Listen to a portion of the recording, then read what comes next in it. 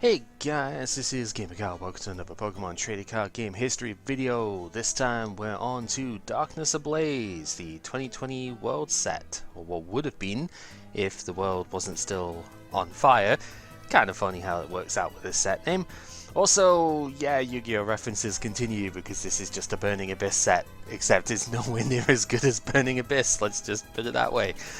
Oh, this set is not very good. I'll just say that now. There's about 205 cards in here when you include these alt arts and rainbows and stuff down here. Thank goodness they got rid of these, by the way, because these are just misery to look at.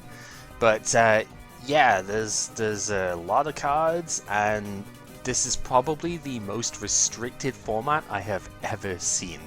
Outside of literally the opening sets of the game. It is unbelievable how dumb this is.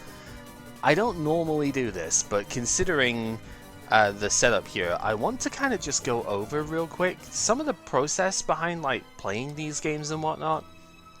I have in the object stuff here, somebody's asked before, like, how do you keep all of the sets and stuff open to do things with, because it's just too taxing on computers, and I don't.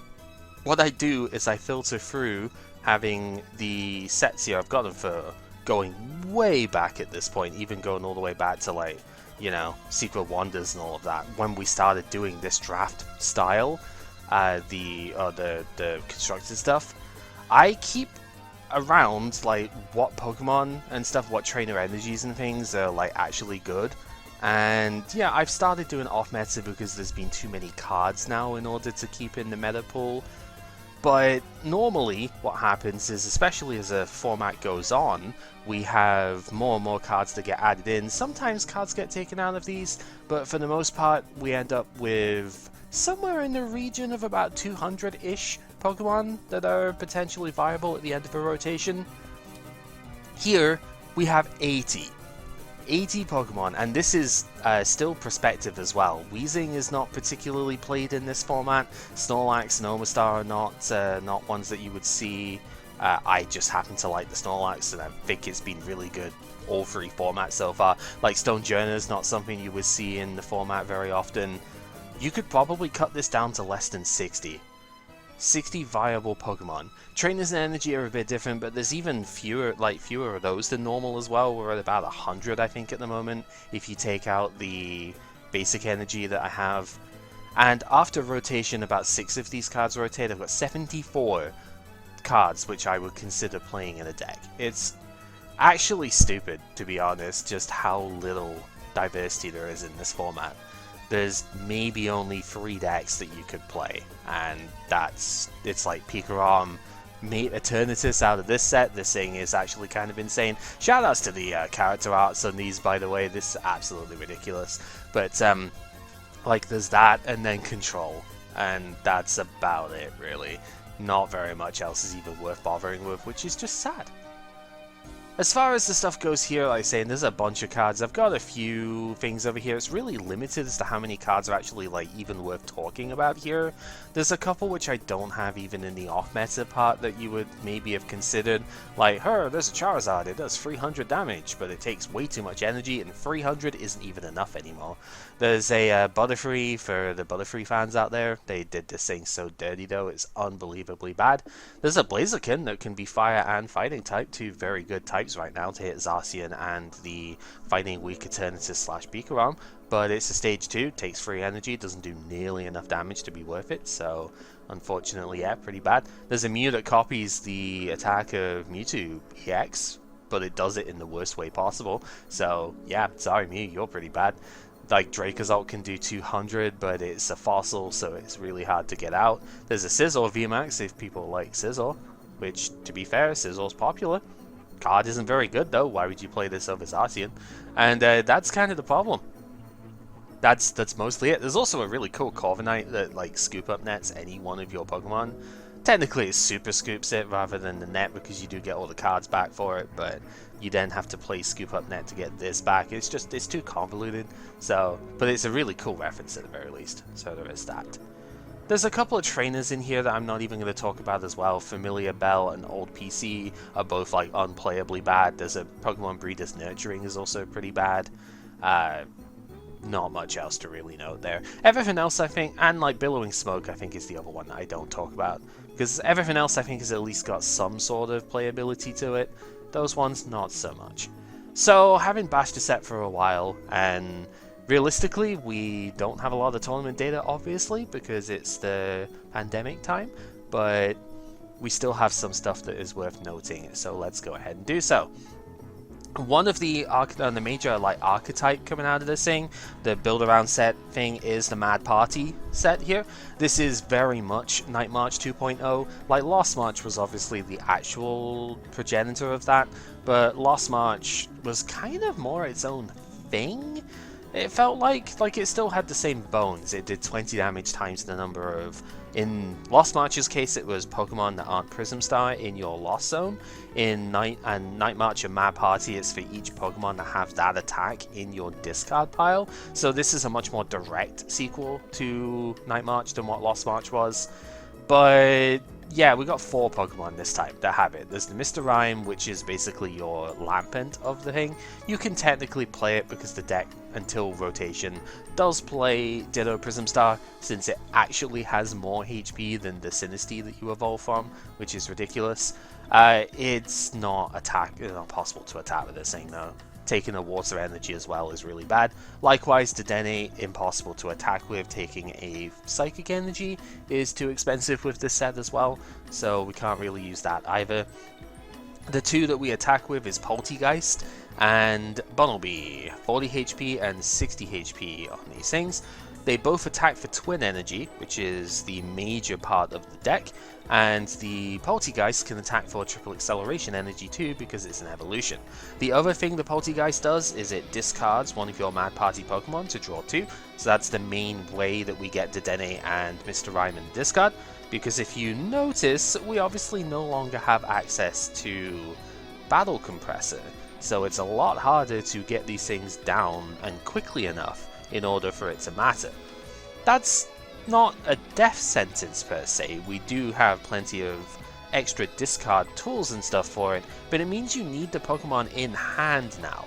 And we don't have Level Ball yet either. That comes in, I think, Battle Styles. So it's really hard to get enough of these guys down. And the problem is, even if you do, where are we going with it? We have like, what, 9, 10 Pokemon maybe discarded most of the time?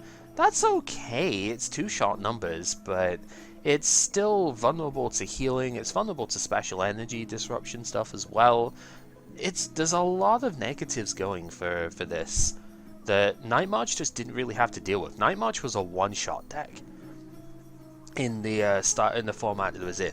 Granted, this can go for additional prizes than what Night March could at this point, but it has to do so over a couple of turns. With Twin Energy being the major thing that it gets to use, you can't recover that.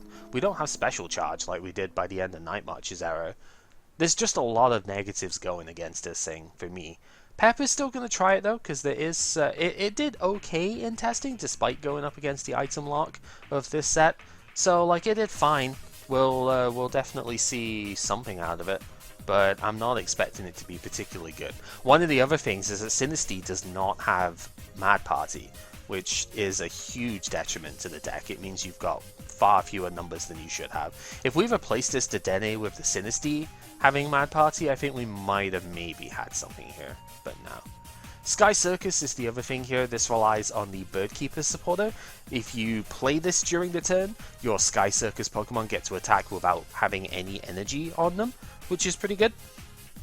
The Birdkeeper itself is a solid card that we will see in a fair number of decks as a 1 or 2 of. You switch your active with the bench, and if you do, you draw 3 cards. So a little bit of upside on the switch. The main reason this is worth considering, apart from just being an extra utility card, is that it's possible to recycle with Eldegoss. So it's a switch card, kind of like Mallow and Lana, but it also draws cards, which is something that Mallow and Lana doesn't do. Oops, sorry for knocking the mic there. Usually discards to heal, which is a good outcome, but Birdkeeper drawing is also able to keep you ticking along in the game as well, which is really good. Also, of course, it's going to rotate at some after this next a year, right? Whereas this thing stays around for longer than that. So yeah. The actual attacks themselves, the Rowlet, only 50 HP really sucks to be honest, because Decidueye is also playable here, and I don't believe we have a 60 HP Rowlet in format right now, so that's kind of unfortunate. Windshard does see some play in a couple of decks regardless though, that play Birdkeeper. 60 damage to one of the opponent's bench is a pretty good attack to do for no energy, so it actually does see some play outside of this. Single Prizer and whatnot, you can mess up prize math with that, so that's pretty good. Starly, I think, sees some play in control decks from what Pepper was telling me, even though they do lose a lot of tools to rotation, but they've still got plenty in format to do some other dumb stuff. For a Twin Energy, this lets you search for any 2 cards, puts them into the hand, so it can be used without having to Birdkeeper. That's not too bad. And then the Swanna, the evolution attacker here, the Ducklet does not have Sky Circus, unfortunately. This lets you do 70, and if you discard a card from the hand, it does 70 more. Zero retreat as well, good to note that with this, because it means you can retreat, Birdkeeper back into it, and then it triggers the Sky Circus, so that's not too bad. Also triple acceleration compatible if you really want to, but I don't see why you would, to be honest. 140 for no energy is solid, but it's not really quite at the number it has to be anymore. You really want to be hitting 180 at this point. And we will get into why as I change the song here. It's mostly because of the VMAX stuff, right? But also because of a Pokemon down here with 180 HP that gets played all the time. You can also consider Eldegoss in that sort of thing as well. Of course, having to play a supporter card to get your energy costs to disappear means that you probably aren't going to be able to play this with boss's orders. You'll need to Pokemon Catcher, so it's less reliable at killing stuff that way anyway. But still, something you might want to note. As far as the trainer cards go, we have Turbo Patch, and one of the things you'll note within this set is that Isn't a GX actually appears a couple of times. It's within the Turbo Patch and the Cape of Toughness. They have made sure that tag teams do not get to benefit from these, thankfully, because these would be incredibly busted if we could put them on ADP. Turbo Patch lets you flip a coin, and if heads, you attach a basic energy from the discard to one of your basic Pokemon that isn't a GX. So really good for the Pokemon V, that especially Vikavolt in this set is the one that Sai's going to use it with. We'll talk about this in a little bit, but it's just good acceleration to have around. It's a bit flippy, reminds me a lot of Energy Patch from Generation 4 that I thought was going to be absolutely insane and just couldn't build something with it, unfortunately. I think it's the type of card that if we spent more time in the format and explored it more, we would definitely try it out. Maybe we'd find it'd be good, maybe it'd be garbage. Who knows? Yellowhorn doesn't see play until way later on in, I think it's the Reggie's deck that played it.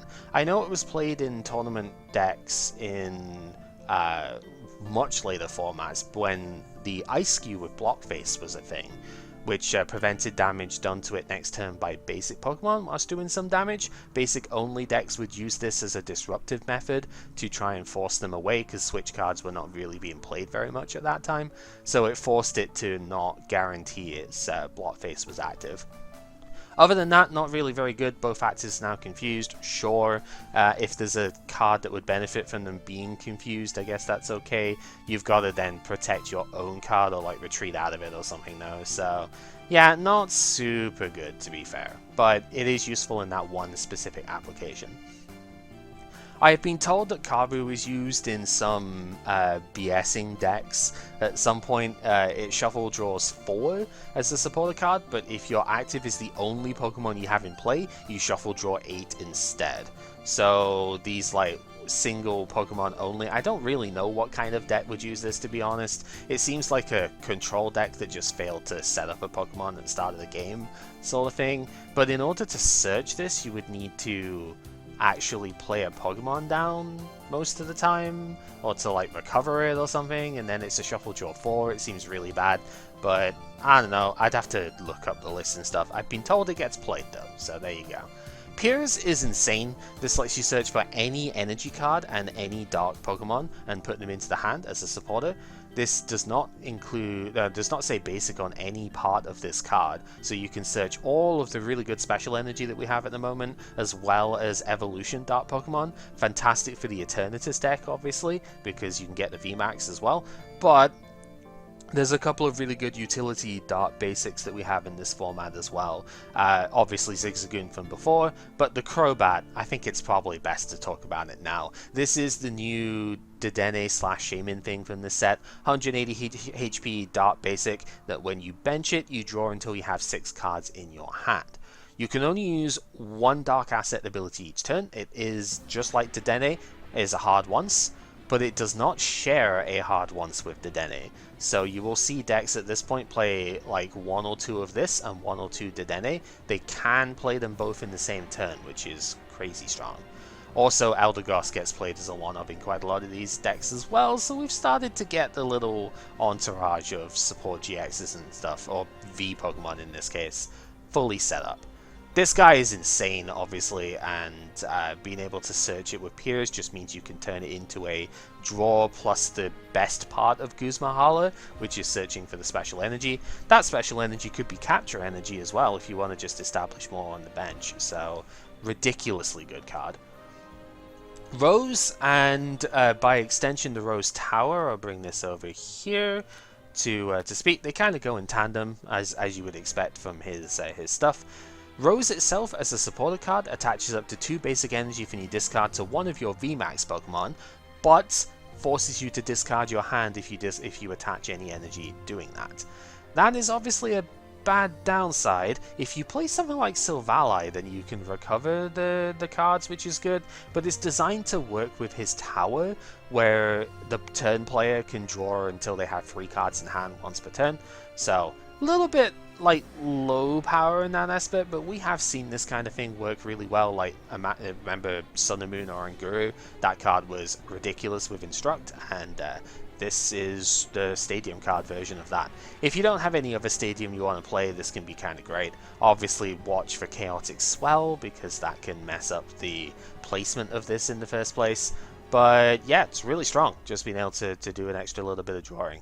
Bonus if you like Marshadow this afterwards, so the opponent doesn't get any chance to benefit from it. Glimwood Tangle is the currently final, at time of recording, version of this coin toss thing, where it's Victini's ability, the Victory Star. You can reflip all of your coins off of an attack if you so choose.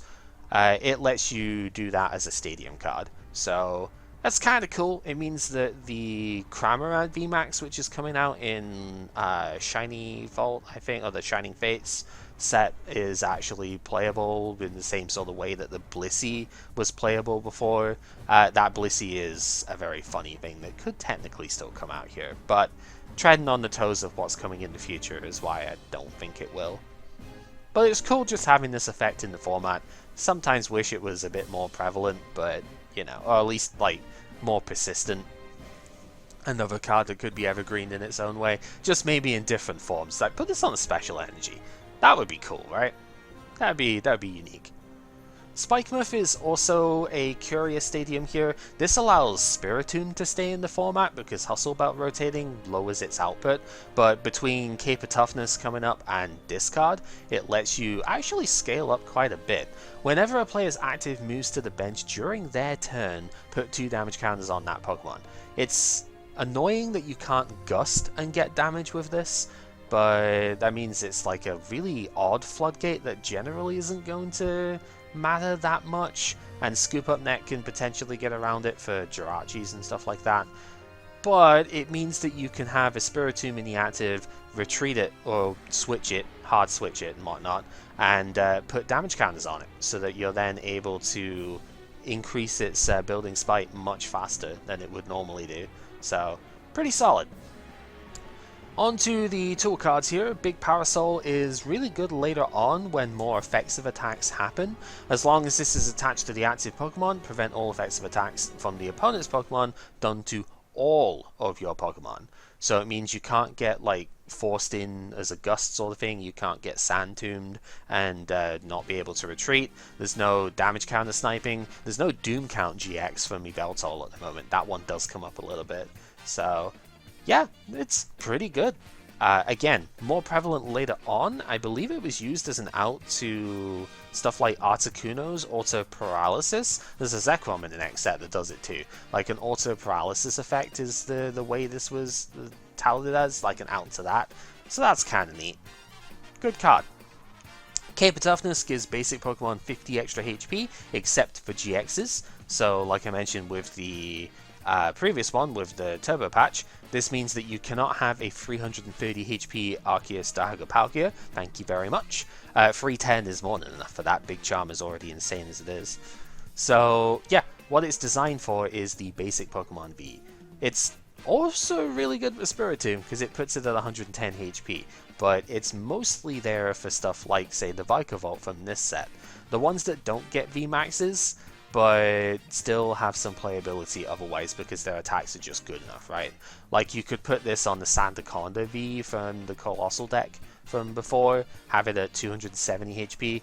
That's pretty solid. Tag team levels without giving up free prizes. There you go.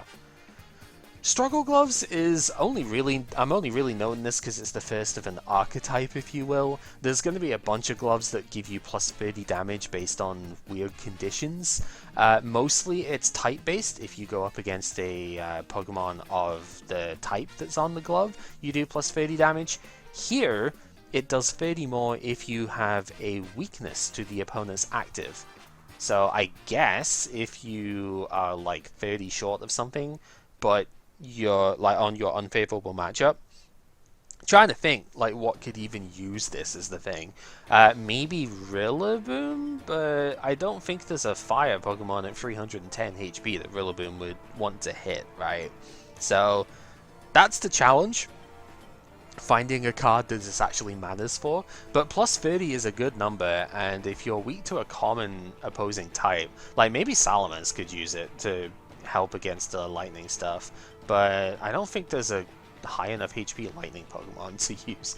That's the thing. Like, this is a good thinker card, but it's like, do you actually need it? And if you do, are you comfortable still being weak to that type? Weakness Guard energy does exist after all, but it wouldn't work with this because it removes the weakness entirely, so you don't actually have it printed anymore. It's kind of weird. Special Energy in this set, once again, continuing this type theme that we have at the moment. All of them are really good. Heat Fire Energy lets you have 20 extra HP on the fire Pokemon this is attached to. Obviously, you cannot welder this, so that is a bit of a stunt play, like a stunting of use of this card. But it does mean that your giant VMAX out of this set gets even bulkier, which is a good benefit. So, yeah, strong card for sure. The Hiding Darkness Energy gives the Dark Pokemon that's attached to no retreat cost, which is absurd. You'd think, well, Air Balloon just works, right? But this gives you no retreat cost, which means that it's like Floatstone from before. It gives you nothing even if you have a 3 or a 4 energy retreat. Also works around Galar Mine as well. You could kind of play that if you really wanted to. You probably don't because we have Dark City to also help. But between Dark City and this, you have incredible mobility in the Dark deck right now. It's actually insane how good it is. Powerful Colorless Energy is strong energy, but for the colorless type this time. Gives colorless Pokemon it's attached to 20 extra damage on their attacks. Honestly, warranted, because colorless Pokemon can't hit for weakness at all, but they can still get hit for weakness. So yeah, kind of good to have this around. Very strong for the Salamence here, but also another really good tool for the Snorlax. I've been trying to just make myself not play Snorlax every round so far, because I think it just keeps getting better and better, to be honest. Capture Energy last set, Powerful Colorless this set.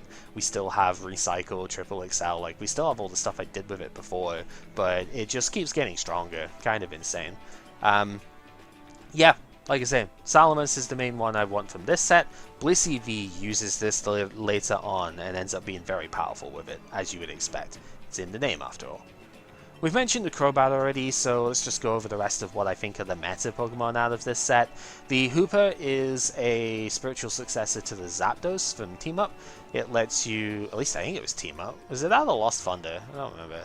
Lost Thunder, maybe. It does 90 if the Pokemon is shifted from the bench to the active this turn. It does nothing if you do not shift from bench to active, but it isn't affected by weakness either, so you can't hit a Psychic type for double damage at this point. maybe a bit of a shame. Honestly, I think it's fine.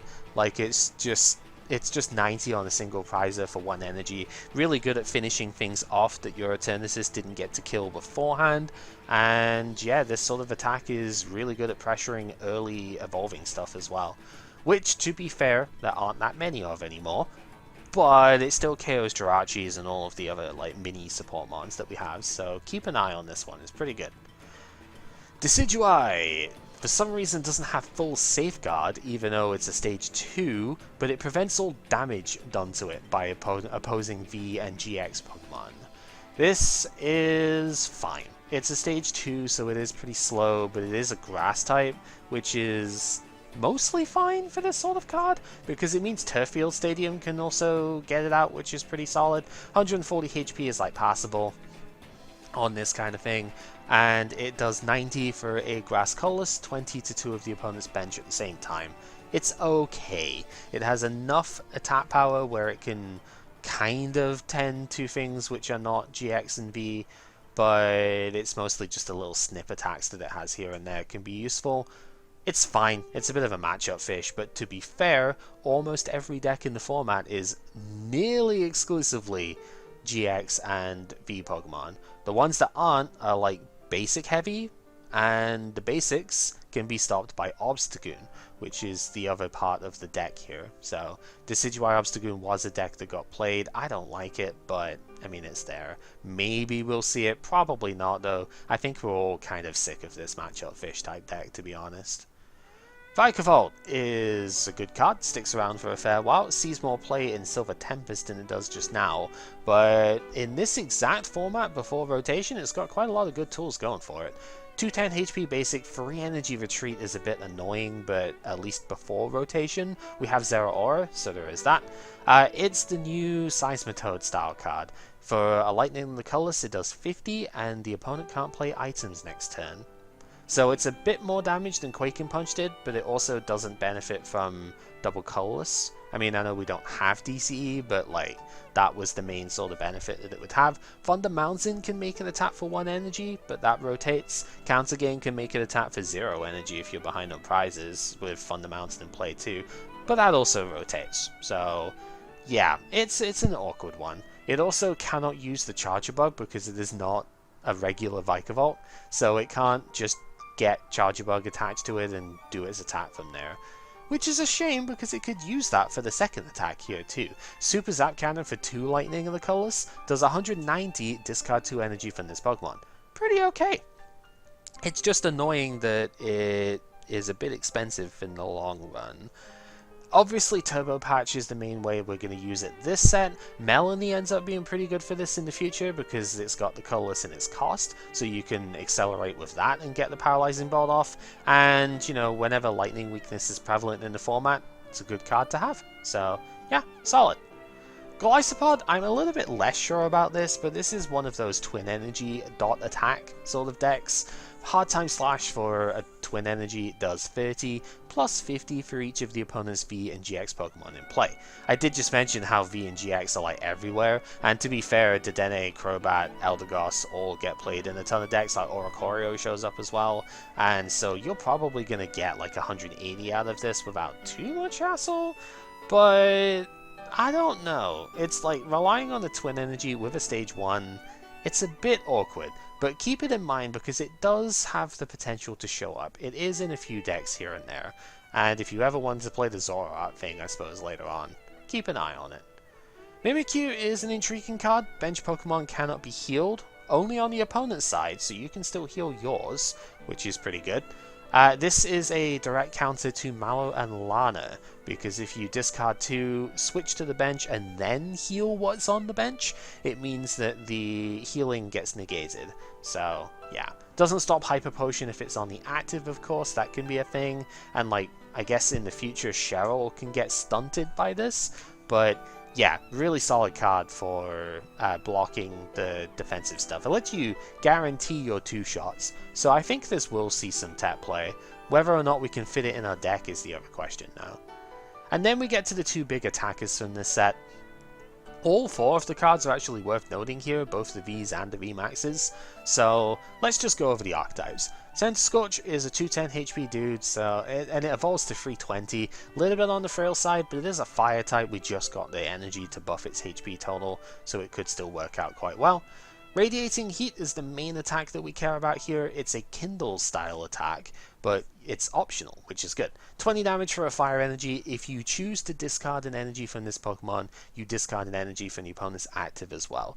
Good at disrupting the Eternatus deck in particular because it's a bit dependent on manual attaches. But yeah, also 180 for 4 fire. Maybe with Welder that comes up sometimes if you don't get to the VMAX, but the VMAX is what you actually want here. This has, like I said, 320 HP, so you probably need some heat fires to make this actually tanky enough, but it's fine. It's a standard VMAX sort of HP. Gmax Centinferno, great that they actually used the Gmax name on the attack this time around. This does 40 for 2 colorless energy, but it does 40 more for each fire that's attached to this Pokemon. So the idea is to ramp it up with welders, all of the fun stuff, be able to do 200, 240, etc. It depends how far you can go. After you've done damage with this attack, you also get to attach a fire from your discard to this Pokemon, which is neat. It means that it can scale up as it goes. It's a shame it doesn't do it beforehand.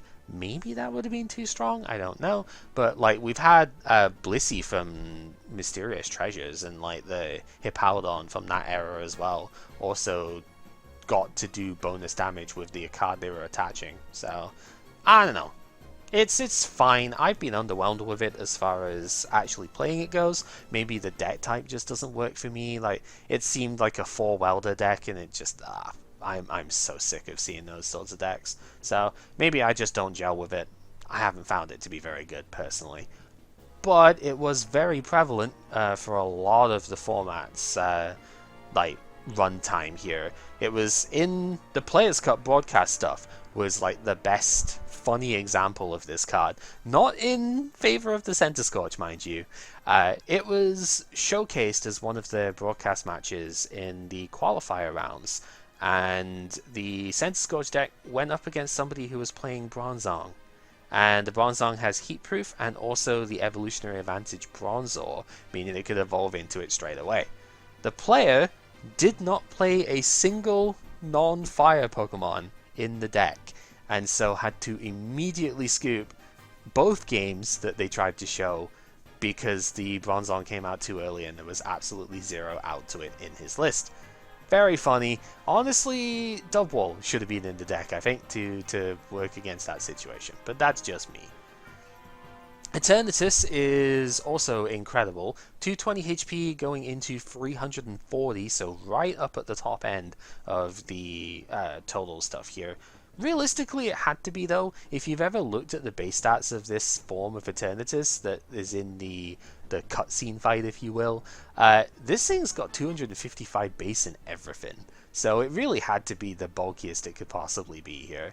But my god, does that make it hard to KO, as we've seen with Snorlax before. It's got one relevant attack on both of its parts here. Power Accelerator is the move for the regular Eternatus. For a colorless energy, so capture energy can be used here. 30 damage, attach a dark energy from your hand to one of your bench Pokemon. If you play enough basic darks, and some lists did play no hiding darkness energy to compensate for this, yeah, really strong. Gets you to deal with one of the issues of this deck, which is the energy attachment problems. Dynamax Cannon isn't going to come up because it's too expensive, but for a dark and 3 colorless energy it does 120, double that if you are against a VMAX Pokemon. So exactly like the Dynamax Cannon in the game itself, which is very flavorful. I like it. Unfortunately, 4 energy is too much because the Eternatus VMAX only needs 2 for its Dread End attack, which does 30 for each of your Dark Pokemon in play. It's Rayquaza, but it does it with itself as well. Specifically Mega Rayquaza, the colorless one, is the thing here. But it also counts the active, which is itself. So, yeah. You might think, well, that's only going to do 180 damage at most, right? Which is fine, but like Snorlax does more than that. So what's the deal with this guy? Why is he so good? Apart from the support that we have in this set for Dark Pokemon with Piers, it's Eternal Zone. If all of your Pokemon in play are Dark type when you have this one in play, it means you have Skyfield. You can put 8 Pokemon onto your bench. However, you are not allowed to play any non-Dark Pokemon whilst this ability is active. Interesting stuff with this one, if it ever gets like disabled or KO'd and you don't have another Eternatus VMAX on the bench, you immediately have to discard down to 5 Pokemon on the bench before anything else happens. This does mean that you lose like 4 Pokemon if this one goes down and you don't have the backup Eternatus VMAX, but you will have the backup Eternatus VMAX because you've got so much space on the bench. This takes the damage total to 270, which is enough to KO like every tag team that's relevant, except ADP, but ADP is only 10 damage short of that, and Zigzagoon is a Dark Pokemon, so we get to ping for free as well. We play like 4 Ziggy in here and 3 or 4 Scoop Up Net, so we have more than enough extra damage pings to go around. This thing is bonkers, and Lit is like the deck to beat from this set.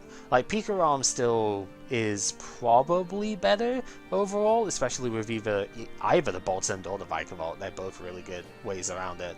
But this guy just does busted amounts of damage. It survives busted amounts of attacks as well. It is very, very difficult, even without energy acceleration inherent to the deck. It is very difficult to keep this guy off the board. Realistically, I think you need to play like a ton of Crushing Hammer stuff and hope you get lucky with it. It hurts that we don't have a special energy remover at the moment like Enhanced Hammer, because that just makes this deck even better for stuff that way. Like, Giratina is playable, but only to the active, so you're not necessarily going to be able to stop the bench detach that they already have. Way too good with stuff. Did I also forget to mention we have Black Market still in format as well, so if you have a Dark Energy on this thing, doesn't have to be basic, Hiding Dark works, then it gives up 2 prizes instead of 3 as well. What the heck, dude? I've actually managed to go on quite a bit longer than I thought about the meta stuff here, but we have a small handful of off-meta cards as well that are worth noting. I don't know how we managed to get Galarian Slowbro this early. The Isle of Armor even was only like 2 months old at this point, so it's kind of wild that we managed to get the Slowbro card so quickly. Slowpoke was available for a while, but Slowbro was only revealed in the Isle of Armor, so funny. It's a free energy retreater, which is kind of annoying, but I guess we could play Dark City because it's a basic Pokemon, so there is that at the very least. It lets you poison the opponent if this is in the active slot.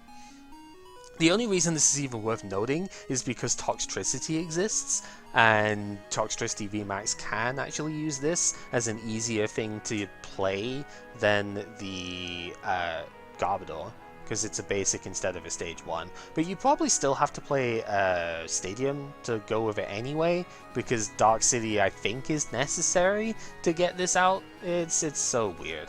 And even then, 250 damage because of the poison of it. It's awkward. I don't know if it's enough.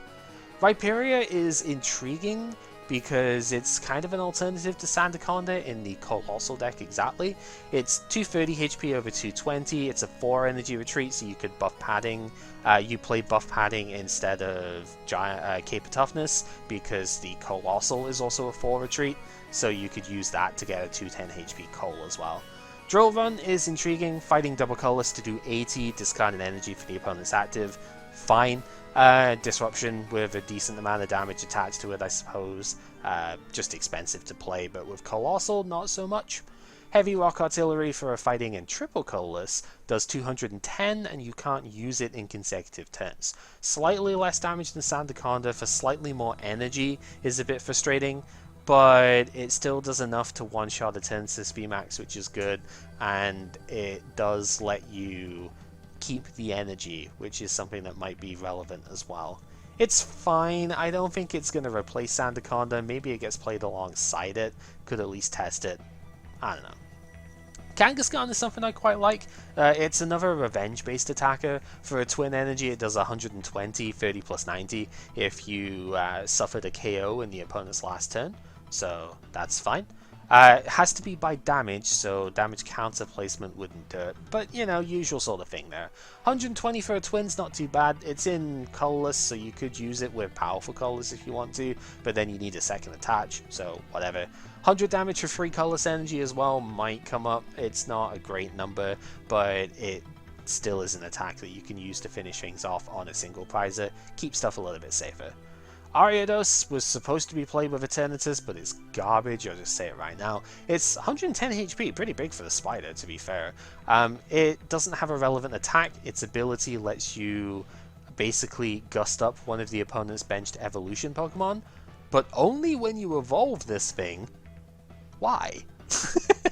So it's obviously terrible for a bunch of reasons, but it forces you to only do it on evolution, so you got to scoop up then if you want to keep going. Gusting is obviously very strong, but only on evolution Pokemon.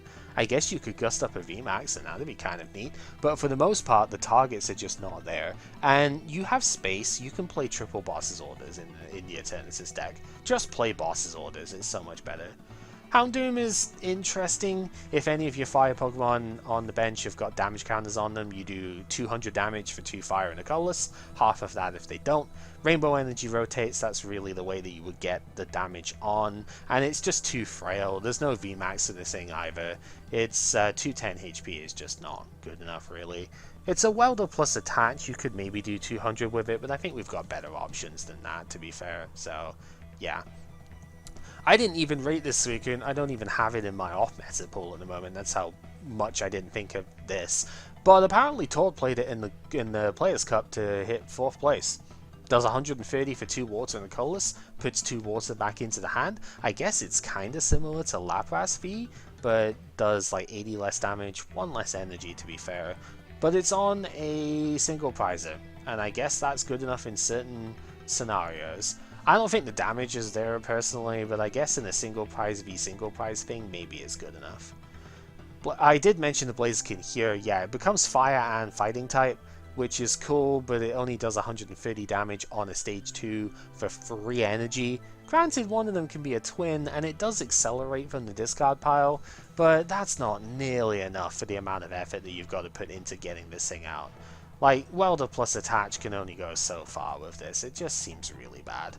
Maybe it's good enough. Those typings are both incredibly powerful in the format right now. Fire is really good to hit Zacian, fighting is really good to hit Pikarom and Eternatus, but you have to hit 170 for it to be relevant versus Eternatus, and it just doesn't, so I don't think it's very good. Salamence is actually surprisingly good to me. I've been impressed with this, and I'm going to be playing this as one of the decks this round. It is Lightning Weak, which is why it didn't see competitive play, that's why it's down in the road tier. But yeah, it's using the Flying type. Very rare, actually, for a Dragon type to use the Flying type secondary. It's really only like maybe Altaria and stuff like that. Like we did have the Rayquaza. There's a few times it comes up, but like, yeah, not very often. We just don't have dragons at the moment because it's not evolving skies yet. The V has got 220 HP. Its attacks are not usually the ones I've been playing at the moment, but it's okay. For 3 colors energy, it does 30 to each of the opponent's Pokemon. Not a bad spread option, just a little bit awkward on a 2-prizer like this. And it does not discard all spells and traps or destroy all spells and traps on the field, but the Heavy Storm does 160 for 4 energy here, which is not a great number, but again, powerful colorless immediately puts it into KOing Dedenne. Oh, not Dedenne, it does that anyway. KO's Crobat with 1 powerful colorless. Could be worse. The VMAX has 320 HP. I've been kind of annoyed at how somewhat frail this is, but I guess I'm just used to Snorlax at this point, so kind of whatever. For a single energy, Sonic Double does 40 to 2 of the opponent's Pokemon. Not an amazing number, but it sets up for max wings on tag teams at the very least. For 4 colorless energy, you do 240 damage, and then it can't attack with max wings next turn. It's only got a 2 energy retreat, which is really good for recycle energy use. Porygon Z being able to accelerate all of these busted special energy makes the deck at least somewhat capable of retreating in and out. It can still use Hyper Potion like the Snorlax, but it's just not as overall tanky as it, so you gotta watch what sort of damage you're sucking up with that. But yeah, it does a surprisingly high amount of damage with powerful colorless being in play. It's triple excel compatible, so you can sort of switch between the two attacks even without Snorlax, not Snorlax, Porygon Z being in play. It's alright. Does bonus damage to the active with powerful colorless as well if you Sonic double them, because it doesn't say benched only, so it can hit the active, which is pretty good. It's fine. It's just weak to lightning, and lightning is the best deck in format, so that's why you don't see it. Galarian Stunfisk is a dumb card. It gets 20 extra HP for each metal energy that's attached to it. Starts at 200 for a V, so fragile to begin with, but if you put enough energy on this thing, it can get pretty bulky. It only needs 2 energy for its attack though, does 60 for any 2, and if the opponent damages it next turn, like if this gets damaged during the opponent's next turn by like any means of attacking, you put 12 damage counters on the attacking Pokemon. I don't know, this sort of counter hit thing does come up a couple of times in this era. I don't really see it. Like, I don't know why I would play this instead of Zacian, is realistically it. Like, I just don't know what it does better, really. It's a 4 energy retreat too, so I guess you could buff padding if you have the support for it. Like, we have Cape of Toughness, obviously, that makes it happen that way, but maybe you've got a 4 energy retreat support mon or something that needs it. I don't know. I don't think it's very good, though. Hydreigon is the next of the Rain Dance Pokemon. This lets you attach a Darkness Energy from your hand to one of your Pokemon as often as you like per turn. In theory, should be pretty good with the next Pokemon we'll talk about, the Grimmsnarl, but I just think it's a bit too heavy in terms of the deck space for it. Having to get the Stage 2 and effectively Stage 1s in play to make it work is not particularly good. There's some synergy with a regular Grimmsnarl V here as well though. For 3 Darkness Energy, this does 200, puts 2 Darkness from this Pokemon into the hand, so you can use this with the Hydreigon just by itself, but it's obviously supposed to work with the VMAX here. 330 HP, pretty reasonable for the bulk side of things. G-Max Drill does 170 for 3 Darkness Energy, but if you over-attach, just like the old Hydro Pump style attacks, it does 50 more for each extra Dark that you attach. It's capped at 2, just like the old Water Gun / Hydro Pump stuff, so it does 270 at most. Fine, but 270 for 5 energy on a Stage 2, and a Stage 1 even, basically, that needs a Stage 2 to get that amount of energy in play. This ain't it, Chief. I don't know. I just don't. I mean, maybe if you had Dark Patch and stuff around as well, but to be fair, why are we not just hitting for 270 on this thing at that point? This is so much easier to get than this. So, yeah. Copperaja is kind of interesting. Like the Sun and Moon Copperaja, it does a ton of damage for a lot of energy. It has a lot of HP on a single prizer. It's also buff padding compatible. Can't be affected by special conditions. Very funny out to the derisive roasting deck that's going to come out later on. For 2 metal and 2 colors, it does 120, but if any of your bench Pokemon have got damage counters on them, it does double that. So 240 for 4 on a single prizer is really not awful, but it's still a lot to get going. The Magnezone is rotating. I'd still say the same sort of complaint about that compared with the Grimmsnarl here as well. Like, Grimmsnarl Hydreigon would have the same issues as Copperage and Magnezone, but at least that's entirely single prizer, so you don't give up prizes as quickly with that. But it rotates, so there's not really much to talk about. Finally, we have a couple of fossil cards here.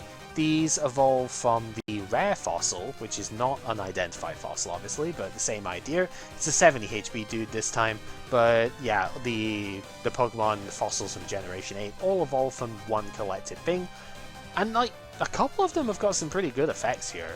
Biting Whirlpool lets you do 2 damage counters worth of damage to the opponent's Pokemon whenever they attach an energy from their hand to it.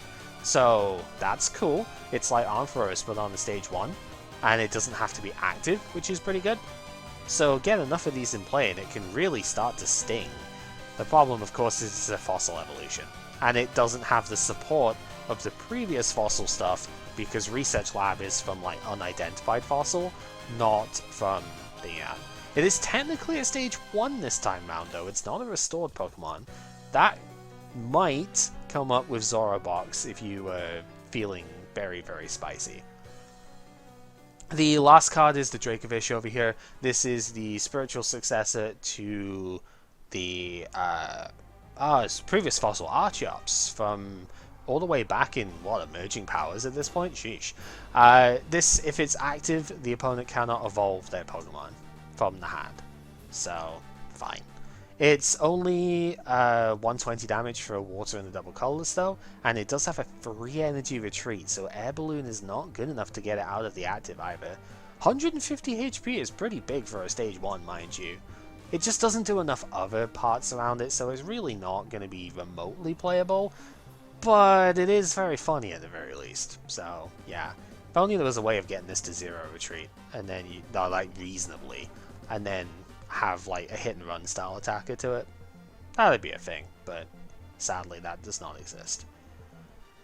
Well, I've certainly talked about this set for way longer than I thought I would, considering it's really not that strong, but there are a few things that are kind of at least worth noting. Eternatus is just ridiculous, and some of these supporters are actually kind of good. So, yeah. I don't know, just a very, very underwhelming time period for me at this point, and as much as it has some interesting cards going for it, Vivid Voltage next set is not going to make it any better, I don't think. It's unfortunate. But anyway, that is enough blabbing for this for now. We are going to do only the one round for this set. I don't think it's worth playing more, to be honest, so we'll hopefully see most of what we want to play out of that and go from there.